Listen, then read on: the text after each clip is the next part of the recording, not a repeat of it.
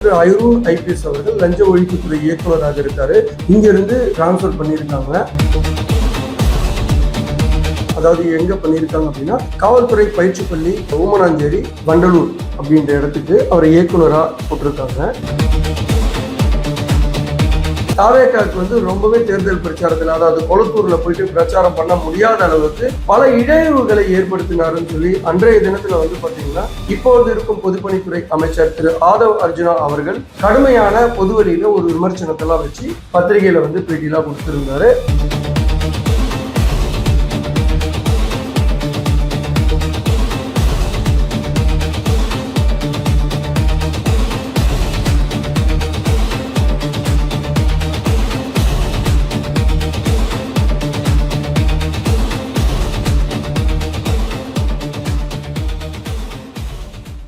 வணக்கம் HKS voice media நேயர்களே.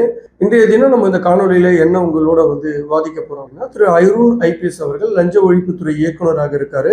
இங்கிருந்து டிரான்ஸ்பர் பண்ணியிருக்காங்க. அதாவது எங்க பண்ணியிருக்காங்க அப்படின்னா, காவல்துறை பயிற்சி பள்ளி ஊமனாஞ்சேரி வண்டலூர் அப்படின்ற இடத்துக்கு அவரை இயக்குநரா போட்டிருக்காங்க.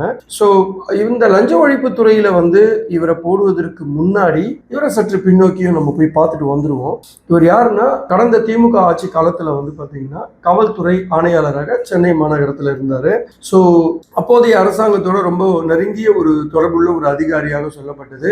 அதாவது முதலமைச்சர் மற்றும் முதலமைச்சரோட மகன், அப்புறம் மற்ற துறை அமைச்சர்கிட்ட எல்லாம் ரொம்ப விசுவாசமாகவும் நெருக்கமாகவும் இருப்பாரு அப்படின்னு சொல்லப்பட்டது. ஸோ இதுக்கு இடையில பாத்தீங்கன்னா, அந்த தேர்தல் சமயத்துல தாவேக்காவுக்கு ரொம்பவே தேர்தல் பிரச்சாரத்துல, அதாவது கொளத்தூர்ல போயிட்டு பிரச்சாரம் பண்ண முடியாத அளவுக்கு பல இடையூறுகளை ஏற்படுத்தினாருன்னு சொல்லி அன்றைய தினத்துல பாத்தீங்கன்னா, இப்போது இருக்கும் பொதுப்பணித்துறை அமைச்சர் திரு ஆதவ் அர்ஜுனா அவர்கள் கடுமையான பொதுவெளியில ஒரு விமர்சனத்தெல்லாம் வச்சு பத்திரிகையில பேட்டியெல்லாம் கொடுத்திருந்தாரு.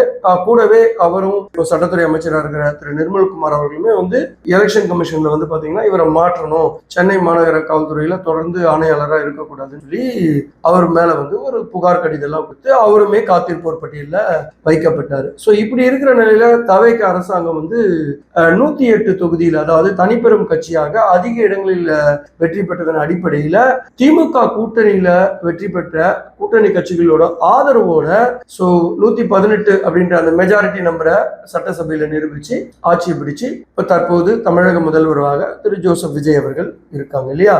சோ இவர்களுக்கு பாத்தீங்கன்னா, இப்படிப்பட்டவரை இவர் மேலதான் புகார் கடிதம் கொடுத்து திமுக ஆதரவா செயல்படுறாரு, எங்களோட பிரச்சாரத்துக்கு தடையை ஏற்படுத்துறாருன்னு சொல்லி எலெக்ஷன் கமிஷன்ல, தேர்தல் கமிஷன்ல இவர் புகார் கொடுத்து இவரை காத்திருப்போர் பட்டியல வைக்கிற இவங்களே இவரை மிகவும், அதாவது மிகவும் உயர்ந்த பதவி, அதே போல ரகசியங்களை காக்கக்கூடிய பதவி, அதே போல தவறு செய்தவர்கள், அதாவது முன்னாள் அமைச்சர்களாக இருக்கட்டும், முன்னாள் ஆட்சியாளர்களை யார் யாரெல்லாம் தவறு செய்தார்களோ அவர்கள் மீது நடவடிக்கை எடுக்க வேண்டும் என்ற காரணங்களால இவரை போடுறதுக்கு எந்த ஒரு புதிய அரசாங்கம் வந்தாலும் அவங்களுக்கு சொல்றதை செய்யறது, அதே போல ரகசியத்தை வெளியே சொல்லாம இருக்கிறது, இந்த மாதிரி அதிகாரிகளை போடுவாங்க. ஆனா எல்லாருமே ஆச்சரியப்படக்கூடிய வகையில இவரை அந்த லஞ்ச ஒழிப்புத்துறை இயக்குனரா போட்டாங்க.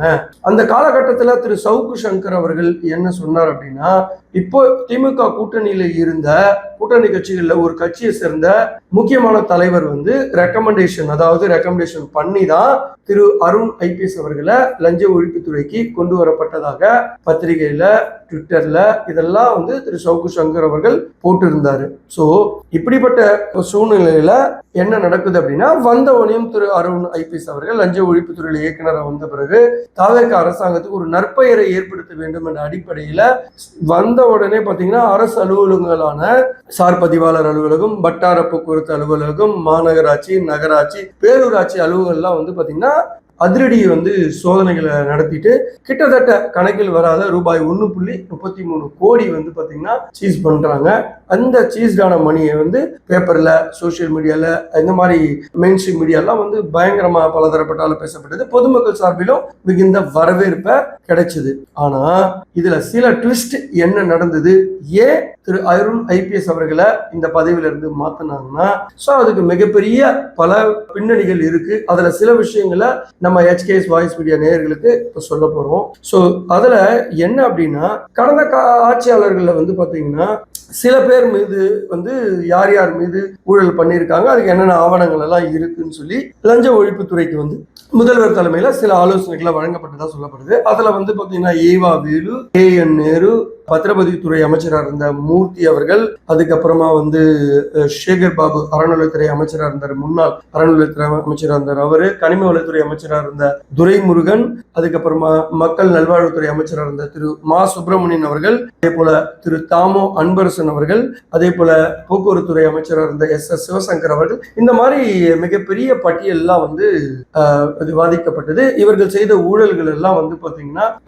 செந்தில் பாலாஜி அவர்களை விட்டுட்டோம். செந்தில் பாலாஜி அவர்கள் இவங்க மேல இந்த மாதிரி இவங்க துறையில இருந்ததெல்லாம் வந்து ஸ்பெஷல் டிஸ்கஷன் பண்ணி இவங்க மேல என்னென்ன ஊழல் எல்லாம் பண்ணியிருக்காங்க அந்த துறைகள் அப்படின்னு சொல்லி ஊழல் லஞ்ச ஒழிப்பு துறையில இருக்கிற திரு அருண் IPS அவர்களுக்கு முதல்வர் வந்து உத்தரவு போட்டதாகவும் சொல்லப்பட்டது. ஸோ இந்த உத்தரவின் அடிப்படையில தான் இவங்க மேல இருக்கிற ஆவணங்கள் எல்லாம் வந்து எடுக்க சொல்லியிருந்தாங்க. அவங்க துறையில என்னென்னலாம் நடந்ததுன்னு அந்தந்த துறை IAS கிட்டயும் சொல்லி உங்க துறையில நீங்க ஃபார் எக்ஸாம்பிளுக்கு வந்து இப்ப போக்குவரத்து துறை அப்படி இருக்குன்னா போக்குவரத்து துறை IASம் அந்த இப்ப தற்போது இருக்கிற அமைச்சர்களுக்கிட்ட சொல்லி என்னென்னலாம் வந்து டெண்டர் போயிருக்கு, அந்த டெண்டர்ல எதெல்லாம் வந்து பிரச்சனைகள் ஏற்பட்டிருக்கு, என்னென்ன வழிமுறைகள்லாம் வந்து தவறுகள் இழைச்சிருக்காங்க அப்படின்ற அடிப்படையில நீங்க ஒரு சில ஆவணங்கள் எல்லாம் லஞ்ச ஒழிப்புத்துறைக்கு கொடுங்க அப்படின்னு சொல்லிட்டு, அது போக லஞ்ச ஒழிப்புத்துறை வந்து அவங்க ஸ்டைல்ல நிறைய ஆவணங்கள் எல்லாம் தயார் பண்ணணும் அப்படின்னு வந்து சொல்லப்பட்டது. அதன் ஏற்பாடுல எல்லா வேலையும் நடந்துச்சு. ஆனா இந்த ஆவணங்கள் இந்த ரகசியங்கள் எல்லாமே வந்து அந்த பர்டிகுலர் அமைச்சர், அதாவது முன்னாள் அமைச்சர், அந்த அமைச்சருக்கு வந்து லஞ்ச ஒழிப்புத்துறையிலிருந்து தகவல்கள் கசிவதாக உளவுத்துறை மூலமாக முதலமைச்சருக்கு தகவல் சொல்லப்பட்டது. இதுல வந்து முதல்வர் வந்து சில விஷயங்கள் எல்லாம் வந்து ரொம்ப அப்செட் ஆனாரு அப்படின்னு சொல்லப்பட்டது. ஸோ இதுல அந்த கூட்டணி கட்சி தலைவரோட வார்த்தைக்காக தானே வந்து அவர் சொல்றாரு, சொல்லிட்டு போட்டாரு. இப்போ அவர்கிட்டயும் கூப்பிட்டு தகவல் சொல்லப்பட்டதாக சொல்லப்படுது. ஸோ இதுக்கு மேல இவரை வச்சிருந்தோம்னா எங்களோட அரசாங்கத்துக்கு தான் மக்கள் மத்தியில கெட்ட பேர் வரும் என்ற அடிப்படையில அவர்கிட்ட தகவல் பரிமாறப்பட்டதாக சொல்லப்படுகிறது. அந்த தலைவரோ வந்து கொஞ்சம் அதுல மன வருத்தமா இருக்காருன்னா சொல்றாங்க. சரி, இதுல ஒரு சில விஷயங்களை வந்து இந்த முன்னாள் அமைச்சர்களுக்கு ரைட்ல என்னென்னலாம் நடந்தது அப்படின்ற விஷயங்களை நம்ம சொல்லிடுவோம்.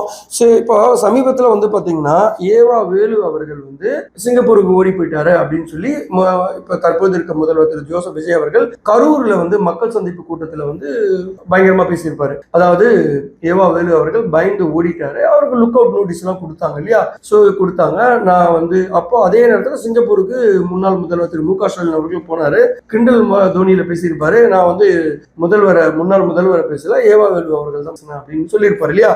ஆனா ஏவா வேலு அவர்கள் மீண்டும் இங்க வந்துட்டு இதே ஏர்போர்ட்ல சென்னை இறங்கின உடனே ஒரு பிரஸ் மீட்டிங்ல சொல்றாரு, நான் எங்கேயும் ஓடி போல, இதுதான் என்னோட மெடிக்கல் ரிப்போர்ட் அப்படின்னு சொன்னது மக்கள் மத்தியில மிகுந்த கவனத்தை பெற்றது அப்படின்னு சொல்றாங்க. அதாவது ஒரு முதல்வர் சவால் விடுறாரு, ஆனா அந்த சவால் விட்ட பர்சன் திருப்பி சென்னைக்கு வந்து நான் எங்கேயும் ஓடி போல, எப்போ வேணா வரேன் அப்படின்னு சொல்றாரு. ஸோ இதுல இருந்து என்ன தெரியுது அப்படின்னா முதல்வர்கிட்ட சொல்லப்பட்டது நிறைய ஆவணங்கள் ஏவா வேலு வீட்டுல அவர்கள் வீட்லயும் அவரோட அந்த FIR போட்டாங்க இல்லையா அந்த சங்கர் அவர் வீட்லயும் நிறைய ஆவணங்கள் எடுக்கப்பட்டதாக சொல்லப்பட்ட தகவல் எல்லாமே அப்படி இருக்கக்குள்ள ஏன் வந்து இவர் இவ்வளவு தைரியமா பேசுறாரு, பயமே இல்லையா அப்படின்ற தோரணையில எல்லாம் விசாரிக்கும் போது இதுக்கு முன்னாடியே உளவுத்துறை மூலமா நிறைய தகவல்கள் வந்து முதலமைச்சருக்கு வந்து சொல்லப்படுகிறது. இது மாதிரி வந்து நிறைய விஷயங்கள் வந்து வெளியே கசியுது, சில ஆவணங்கள் வந்து பாத்தீங்கன்னா வெளியே வந்து கசிய விட்டுட்டாங்க, இது வந்து எதிராளிகளுக்கு வந்து ரொம்ப ஈஸியா போயிடுச்சு. அதே நேரத்துல ரெய்டு வரப்போற விஷயமும் அவங்களுக்கு தெரிந்ததாக சொல்லப்படுகிறது.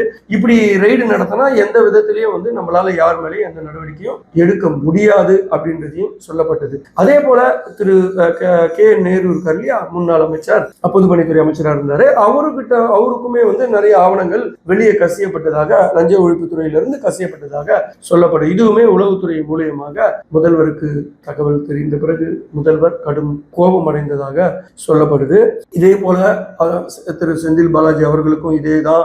இதே போல அறநிலையத்துறை அமைச்சராக இருந்த சேகர்பாபுக்கும் ரைடு போறதா, ஆக்சுவலி சேகர்பாபு வீட்டுக்கு மட்டும்தான் முதல்ல ரைடு போறதா இருந்ததா சொல்லப்படுது.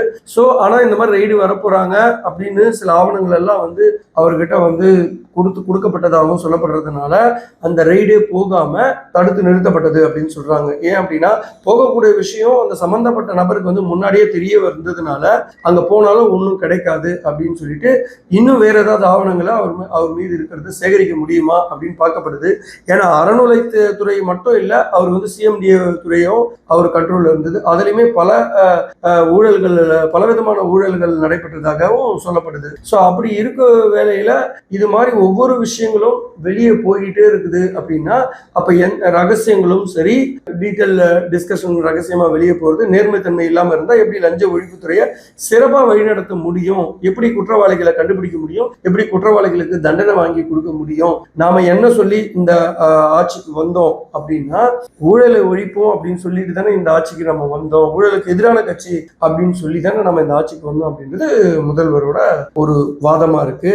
ஸோ இதுக்கு இடையில வந்து பாத்தீங்கன்னா மூத்த பத்திரிகையாளர் திரு சவுக்கு சங்கர் அவர்களுமே இந்த திரு அருண் ஐபிஎஸ்க்கு எதிராக வந்து பாத்தீங்கன்னா தனிப்பட்ட முறையில பத்திரிகையாளர் சந்திப்பிலையும் சரி, அவரோட யூடியூப் சேனலான சவுக்கு மீடியா நெட்வொர்க்லையும் சரி, தினம் தினம் வந்து திரு அருண் ஐபிஎஸ் அவர்களை பேசுறது பொதுமக்களுக்கிட்ட வந்து பாத்தீங்கன்னா ஒரு கெட்ட ஒரு பிம்பத்தை வந்து தாவேக அரசாங்கத்தின் மீது ஏற்படுது. ஸோ இப்படி எல்லாத்தையும் தாங்கிக்கிட்டு ஏன் இந்த திரு அருண் ஐபிஎஸ் அவர்களை நம்ம வந்து லஞ்ச ஒழிப்புத்துறையில வச்சுக்கணும் அப்படின்றது தான் தாவேக அரசாங்கத்தோட தலைமைக்கு வந்து மிகப்பெரிய ஒரு கேள்வியை எழுப்புதான் சொல்லப்படுது. இதுக்கு இடையில இவரை வந்து உயர்நீதிமன்றம் வந்து ஒரு கடுமையான கருத்துக்கள் எல்லாம் வந்து வெளியிட்டு இருந்தது. எதுக்காக அப்படின்னா லோகா டெவலப்பர்ஸ் அப்படின்ற திரு சந்தோஷ் சர்மா அப்படின்ற பில்டர் வந்து பாத்தீங்கன்னா இவர் வந்து திரு அருண் ஐபிஎஸ் அவர்கள் குண்டர் சட்டத்துல அடைக்கிறாரு. இந்த குண்டர் சட்டத்தை எதிர்த்து ஆட்கொணர்வு இடைக்கால மனுவை அவருடைய மனைவி வந்து தாக்கல் பண்றாங்க. எதுக்காகனா என் கணவரை வந்து குண்டர் தரசுல அடைச்சிட்டாங்க, எந்த விதமான முகாந்திரம் இல்லாம அப்படின்ற அடிப்படையில ஒரு ஆட்கொணர்வு மனுவை வந்து தாக்கல் செய்யும் போது அது வந்து பாத்தீங்கன்னா விடுமுறை கால பெஞ்சில் அப்போது இருந்த நீதி அரசர்கள் திரு GR சுவாமிநாதன் மற்றும் லட்சுமி நாராயணன் இவங்க முன்னிலை இந்த வழக்கு வரும்போது அப்ப நீதிபதிகள் என்ன கேட்கிறாங்க அப்படின்னா இந்த வழக்கை போட்டது திரு அருண் ஐபிஎஸ் அவர்கள். இந்த வழக்கை எதுக்காக அவரு போட்டாரு அப்படின்னு நம்ம பார்க்கும்போது, அதாவது திரு தேமுதிகவோட MP திரு சுதீஷ் அவர்களோட மனைவி பேர்ல பூர்ணா ஜோதி அப்படின்ற பேர்ல வந்து பாத்தீங்கன்னா கிட்டத்தட்ட கொளத்தூர்ல ஒரு 2 ஏக்கர் 10 சென்ட் இருக்கு. இதை வந்து இந்த லோகா டெவலப்பர் சந்தோஷ் சர்மா கிட்ட ஒரு ஜேவி போடுறாங்க. எப்படின்னா கிட்டத்தட்ட 234 ஒரு அடுக்குமாடி குடியிருப்பு கட்ட போறோம், அதுல வந்து உங்களுக்கு 78 குடியிருப்புகள் தரோம் அப்படின்னு சொல்லி ஒப்பந்தம் போடப்பட்டதாக ஜேவி போடப்பட்டதாக சொல்லப்படுது. ஆனா இந்த சந்தோஷ் சர்மா அவர்கள் வந்து பாத்தீங்கன்னா இந்த 78 வீடியும் போலி கையெழுத்து போட்டு கிட்டத்தட்ட சுமார் 43 கோடியை வந்து சுருட்டிட்டாரு அப்படின்றதுதான் வழக்கு. இந்த வழக்குல சந்தோஷ் சர்மா சென்னை காவல்துறையால கைது செய்யப்பட்டு ஜாமீன்ல வெளிவந்துடுறாரு.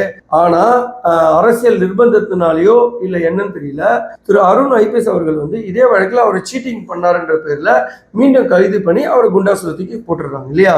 இந்த குண்டாசு வந்து சட்டவிரோதமான குண்டாசு அப்படின்னு நீதியரசர்கள் வந்து திரு அருண் ஐபிஎஸ் அவர்கள் நோட்டீஸ் கொடுக்குறாங்க, கோர்ட்டுக்கு வர சொல்றாங்க. கோர்ட்டுக்கு போறாரு. ஆனா கோர்ட்டுக்கு போனவர் என்ன சொல்றாருன்னா இந்த குண்டாசு வந்து நான் தனிப்பட்ட முறையில கோபத்தினாலேயோ யாரோட அழுத்தத்தினாலேயோ போடல, சோ நான் வந்து போட்டது நியாயமான குண்டாஸ் தான், என்னோட 28 வருஷம் சர்வீஸ்ல நான் ரொம்ப சிறப்பா பணியாற்றினேன், என்னால பாதிக்கப்பட்டவர்கள் அதாவது என்னால் வந்து வழக்கு பதியப்பட்டு சிறை சென்றவர்கள் தான் சமூக ஊடகத்துல என்னை பத்தி தப்பா பேசுறாங்க, நான் ஒரு நேர்மையான அதிகாரின்னு சொல்லி வாதம் பண்ணும்போது நீதியரசர்கள் என்ன சொல்றாங்க அப்படின்னா நீங்க செய்தது மிகப்பெரிய குற்றம். எப்படின்னு கேட்டீங்கன்னா இது வந்து ஒரு தனிப்பட்ட நபர் சார்ந்த விஷயம், அதாவது இது ஒரு சிவில் மேட்டரு.